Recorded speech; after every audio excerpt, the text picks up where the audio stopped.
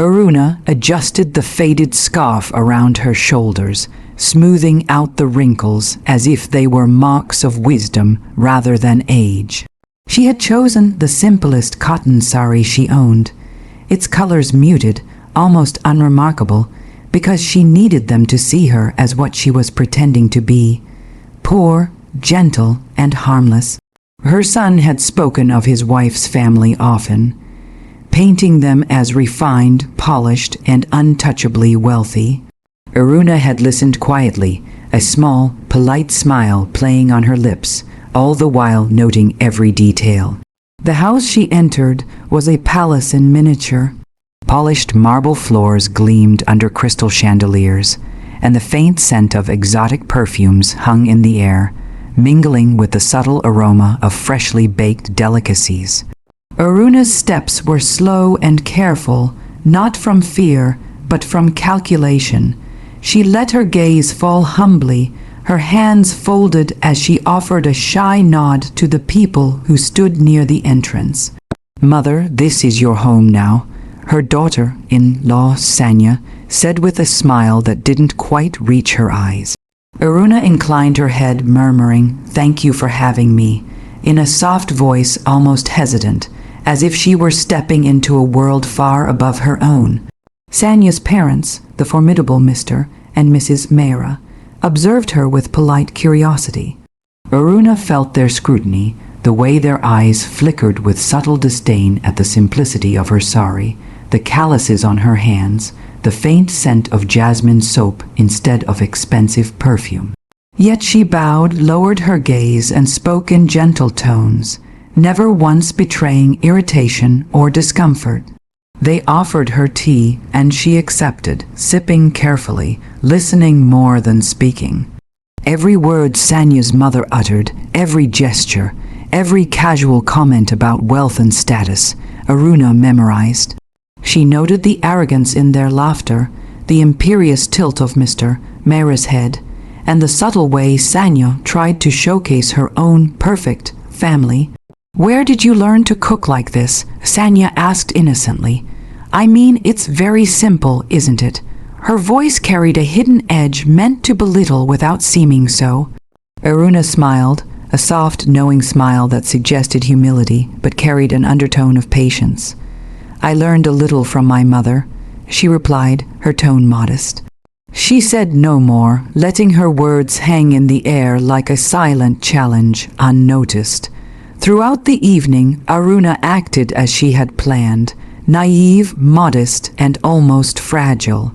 She laughed gently at jokes she didn't fully understand, complimented the food without extravagance, and asked questions in the most innocent way, as if she had never encountered wealth or sophistication. Every action, every word was a thread in a carefully woven web, but behind the veil of meekness, her mind worked like a sharpened blade.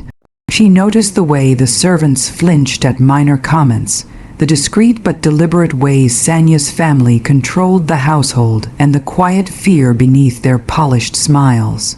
She catalogued their habits, their weaknesses, their blind spots. Every flicker of greed, arrogance, or insecurity was a piece of the puzzle she would later complete. As the evening drew to a close, Aruna curtsied gracefully and whispered her goodbyes. On the surface, she was the humble, unassuming mother who had come from modest means. But beneath that carefully cultivated exterior, a fire was igniting, quiet, controlled, and patient. She would not be a victim of arrogance and betrayal. She would play the fool and wait for the perfect moment to reveal the truth. For now the mask was perfect. Aruna returned home that night with a quiet smile, but her mind was a storm of thoughts. The chandelier, lit halls of the Mehra residence had revealed more than their wealth. They had exposed their arrogance, their greed, and most importantly, the subtle chains they had begun to wrap around her son. She had watched him unaware, laughing at Sanya's jokes, nodding at her parents' advice, and bowing to their every suggestion as if they were wiser, more deserving than his own mother. It wasn't just pride or condescension, it was manipulation. Aruna had seen it in the way Mr. Mehra casually spoke of investments and property, steering conversations to test her son's obedience. She noticed how Sanya dropped hints about family fortunes, subtly reminding him of what he owed them. And beneath it all, a quiet, insidious pressure to control his life, financially, socially, and even emotionally. Aruna sat in the dim glow of her kitchen lamp, hands wrapped around a steaming cup of tea, and thought through her next steps. She could not confront them directly, not yet. The Mehra family would laugh at her, dismiss her as the poor, naive mother she was pretending to be. But she could watch, learn, and wait. Every small gesture, every passing comment, every glance of greed could be turned into a tool. The next few days were a careful dance. She visited often, speaking softly, offering humble compliments, and asking naive questions about investments or business deals, as if she had no understanding of money. She watched Sanya roll her eyes discreetly, watched Mr. Mehra puff up with pride when explaining tax strategies or property management. But Aruna noted it all, storing each detail like treasure. She learned which servants could be persuaded, which neighbors whispered secrets, and which business associates were loyal only to money. Then came the first undeniable proof of betrayal. While clearing a small corner of Sanya's study, Aruna noticed a folder half, hidden under a pile of magazines. She picked it up with trembling hands, deliberate, measured, and discovered a series of bank statements and contracts showing how Sanya's family had been siphoning funds from her son's business. There were transfers disguised as loans and invoices padded with fake expenses, all neatly documented to escape suspicion. Her son's earnings, the sweat and dedication he had poured into the company, were being slowly and deliberately drained. Aruna closed her eyes for a moment, breathing deeply to steady herself. Anger bubbled, sharp and hot, but she did not allow it to show. She replaced the folder exactly where she had found it, smoothing the papers as if nothing had happened. Outside, she smiled, spoke softly, and laughed at a joke she barely heard. She was still the harmless, gentle mother, but inside, a plan began to take shape, slow and precise, like a chess game. She started planting seeds of doubt in subtle ways. A casual remark here, "I wonder how someone could manage so many accounts without help," she said, voice soft, almost innocent. A hesitant question there, "Do you think all business dealings are always fair?" She watched her son's brow furrow, small cracks appearing in his blind trust. Nothing accusatory, nothing confrontational. Just nudges guiding him to see the truth without realizing it. At night, when the house was silent, Aruna sat with her notes, cataloging every observation. She made a quiet vow. She would not let greed and betrayal destroy her family. She would protect her son, and in time, those who underestimated her would learn the cost of their arrogance. The fire she had kindled in Chapter 1 now burned hotter, tempered by patience and strategy. Aruna had learned the truth. Appearances were deceiving, and her son's enemies were close. But she had a secret weapon they could never see coming: herself. Aruna walked into the Mehra house again, her sari plain, her hair loosely tied, and her smile soft and unassuming. On the surface, she remained the poor, naive mother-in-law, grateful for every bite of food and every polite word.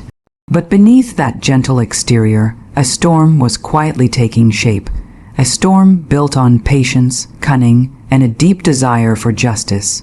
She had studied them long enough to know their weaknesses. Mr. Mehra's pride made him careless. He flaunted his wealth and influence without thinking who was watching. Sanya's arrogance made her predictable. She believed that charm and status were enough to manipulate anyone. And yet they underestimated the one person who observed silently, noticed everything, and plotted meticulously. The first step was subtle. Aruna began her quiet campaign by sowing discord among the family's business partners. She shared, in her soft, hesitant way, small hints of irregularities, a gentle observation about mismanaged accounts here, a worry about hidden debts there. To anyone else, her words seemed the timid concern of a mother who did not understand business. But her words were carefully chosen. They made the right people look twice, question quietly, and investigate without realizing Aruna had guided them there. Next came the internal cracks. Aruna spoke privately with a few loyal servants, those who had seen the family's greed firsthand but feared confrontation. She encouraged them gently to document the inconsistencies they had witnessed, assuring them in her humble tone that honesty was important and justice must be served. Slowly, she gathered pieces of evidence, not through confrontation but through subtle persuasion. Every confession, every slip, became a thread in the tapestry of revenge she was weaving. Aruna also took care of her son. She introduced small, seemingly naive suggestions. Perhaps it would help if you reviewed the accounts yourself, dear. Or maybe you should ask someone you trust to check the contracts. Her son, still unaware of the full betrayal, began to notice discrepancies on his own. Aruna allowed him to feel empowered, unaware that each revelation was guided by her hand. She did not need to expose herself yet. The truth would become his own awakening. And then she struck the final, invisible blows. She contacted the right authorities and auditors, anonymously providing just enough evidence to trigger investigations. She leaked hints to rival business partners, ensuring that the Mehra family would be caught in a web of their own greed and arrogance. In meetings where Sanya boasted about controlling her husband's fortune, Aruna smiled demurely, hiding the satisfaction swelling in her chest. They did not see it coming. The meek, polite mother was the architect of their downfall. As the Mehra family began to crumble, their arrogance unraveling, Aruna remained the picture of gentle humility. She comforted her son in private, her soft voice a balm to his confusion and anger, guiding him carefully through the revelations. Every victory was sweet, but she took care to shield him from bitterness, making sure he only saw justice, not vengeance. Late at night, in the quiet of her home, Aruna allowed herself a small smile. The mask she had worn so carefully had become a weapon. Her intelligence, her patience, her understanding of human weakness, they were all hidden beneath the softness of her voice and the simplicity of her clothes. In their arrogance, the Mehra family had believed themselves untouchable, and in that belief they had walked straight into her web. For Aruna, revenge was not about cruelty. It was about balance, justice, and protecting her family. And as she prepared for the final act, she knew the sweet taste of retribution would come not in anger, but in the quiet, unstoppable unmasking of those who had dared to betray her. Morning sunlight spilled across the Mehra estate, but the house no longer radiated the confidence and control it once did. Aruna arrived as usual, her steps measured, her sari simple, her expression gentle. Nothing betrayed the storm she had already set in motion. Yet inside, the Mehra family was unraveling. The first cracks had appeared quietly. Business partners began withdrawing contracts, citing unexplained discrepancies. Banks froze accounts after auditing irregularities that had been carefully documented and submitted anonymously. Gossip spread like wildfire through social circles, revealing hidden debts, questionable deals, and manipulations. Mr. Mehra's pride faltered under scrutiny, while Sanya's arrogance turned to panic. Her carefully constructed image of perfection crumbling before the eyes of colleagues and friends. Aruna watched silently, the gentle smile she always wore never faltering. She comforted her son, who had begun to notice the layers of deceit around him.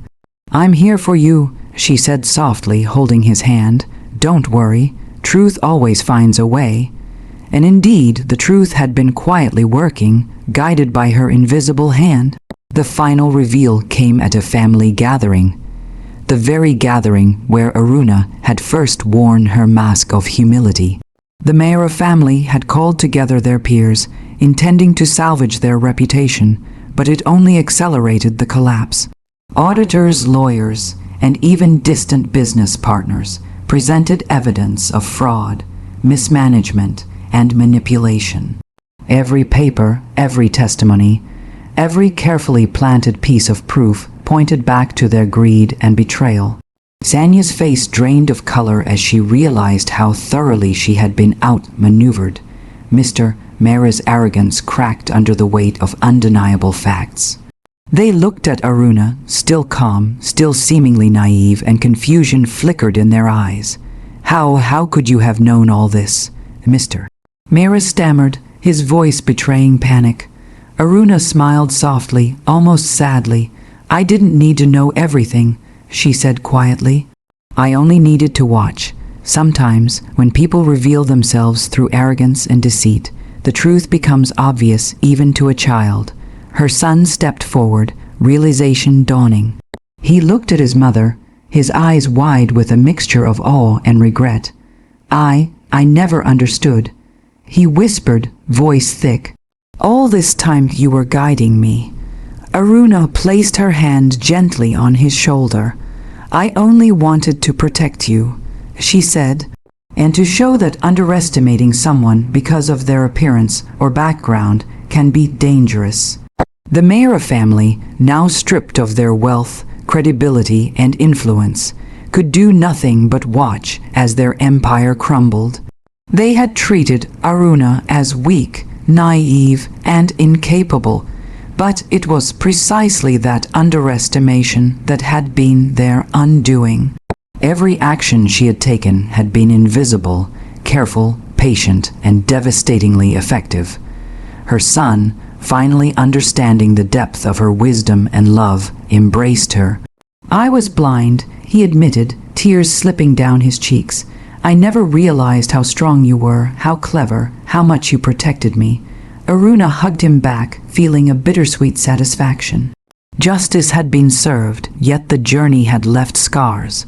Revenge, even when righteous, came with its own weight. She had won, but the pain of betrayal, even indirectly endured by her son, could not be erased entirely. As the dust settled, Aruna remained the picture of gentle humility to the world, but her eyes carried a quiet fire. She had proven that strength was not always loud, and intelligence was not always visible. The Mehra family had fallen because they could not see beyond appearances, and Aruna had shown, with perfect subtlety, that a quiet mind can hold the power of a storm. In the end, her son was safe, justice was done, and Aruna had revealed in the sweetest way that no mask, no matter how humble, was ever just a mask.